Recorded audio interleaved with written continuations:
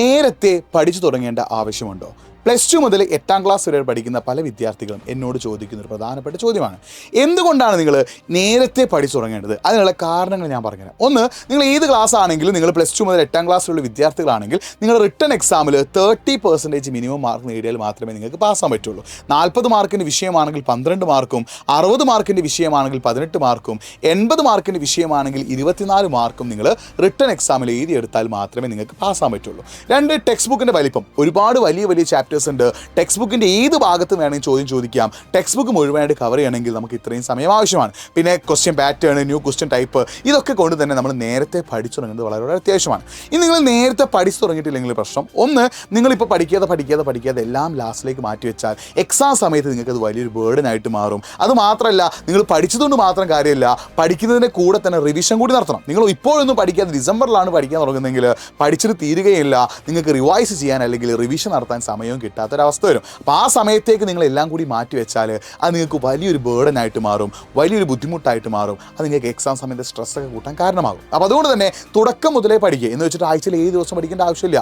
Weekly 5 days daily 3 hours maximum വെച്ച് നിങ്ങൾ പഠിക്കാൻ തയ്യാറാണെങ്കിൽ, ആ 3 മണിക്കൂറിൽ 1 മണിക്കൂർ നിങ്ങൾ റിവിഷനായിട്ട് മാറ്റി വെക്കാൻ തയ്യാറാണെങ്കിൽ നിങ്ങൾക്ക് പ്രോപ്പറായി പഠിക്കാനും പറ്റും. പഠിക്കുന്ന കാര്യങ്ങൾ എപ്പോഴും ഓർമ്മയിൽ നിൽക്കുകയും ചെയ്യും. ഈ രീതിയിൽ നിങ്ങൾ പഠിക്കാൻ തയ്യാറാവുക. പരമാവധി ടെക്സ്റ്റ് ബുക്ക് ബേസ് ചെയ്തിട്ട് ടെക്സ്റ്റ് ബുക്കിൽ ഓരോ കോൺസെപ്റ്റ് മനസ്സിലാക്കി പഠിക്കുക. ടെക്സ്റ്റ് ബുക്കിൻ്റെ ഏത് ഭാഗത്തിലെ കോൺസെപ്റ്റ് വെച്ചിട്ട് വേണമെങ്കിൽ എന്ത് ചോദിക്കാം, ക്വസ്റ്റ്യൻസ് ചോദിക്കാം.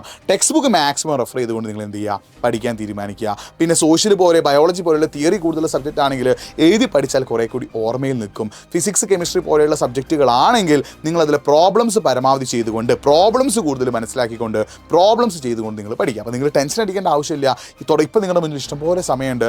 മെല്ലെ കുറച്ച് പഠിക്കുകയാണെങ്കിൽ ഡിസംബറൊക്കെ ആകുമ്പോഴേക്കും നിങ്ങൾ ഫുൾ ചാപ്റ്ററും പഠിച്ചു തീർക്കാനും പറ്റും. ഒരു തവണയെങ്കിലും റിവൈസ് ചെയ്യാനും പറ്റും. പിന്നെ അവിടെ നിന്ന് അങ്ങോട്ടേക്ക് ബാക്കി നിങ്ങൾ റിവിഷൻ മാത്രം നോക്കിയാൽ മതി. ഇപ്പോഴേ നിങ്ങൾ എഫേർട്ട് ഇടുക. ഇതിട്ടിട്ടില്ലെങ്കിൽ നിങ്ങളുടെ സീനിയേഴ്സിൽ പലർക്കും വന്ന മിസ്റ്റേക്ക് പോലെ എല്ലാം അവസാനത്തേക്ക് മാറ്റിവെച്ച് പ്രോപ്പറായിട്ട് പഠിക്കാൻ പറ്റാതെ വരികയും അത് നിങ്ങളുടെ എക്സാമിൽ മാർക്ക് കുറയ്ക്കാനും കാരണമാവും. തുടക്കം മുതലേ നല്ല എഫേർട്ട് ഇട്ട് പഠിച്ചോ, കാര്യങ്ങൾ സെറ്റാകും. നിങ്ങൾ പഠിച്ചാലേ നിങ്ങൾക്ക് മാർക്കിട്ട് ഒരു പോസിറ്റീവ് ചിന്തയിൽ മാക്സിമം ആയിട്ട് പഠിക്കാൻ തയ്യാറാവുക. അങ്ങനെ പഠിക്കാൻ നിങ്ങൾക്ക് ആഗ്രഹമുണ്ട്, പഠിക്കാൻ നിങ്ങൾ റെഡിയാണ്, നിങ്ങൾക്ക് പഠനവുമായിട്ട് ബന്ധപ്പെട്ട ഹെൽപ്പാണ് വേണ്ടതെങ്കിൽ nafi.huport എന്ന എൻ്റെ ഇൻസ്റ്റാഗ്രാം പേജിലേക്ക് ഒന്ന് മെസ്സേജ് അയച്ചോ. ബാക്കി ഞാൻ അവിടെ സെറ്റാക്കി തരാം കേട്ടോ. മടിയൊക്കെ മാറ്റി വെച്ചിട്ട് ഞാൻ പഠിച്ചാലേ എനിക്ക് മാർക്ക് കിട്ടുള്ളൂ എന്നുള്ളൊരു പോസിറ്റീവ് ചിന്തയിൽ പഠിച്ചു തുടങ്ങിക്കോ. എല്ലാം സെറ്റാക്കും.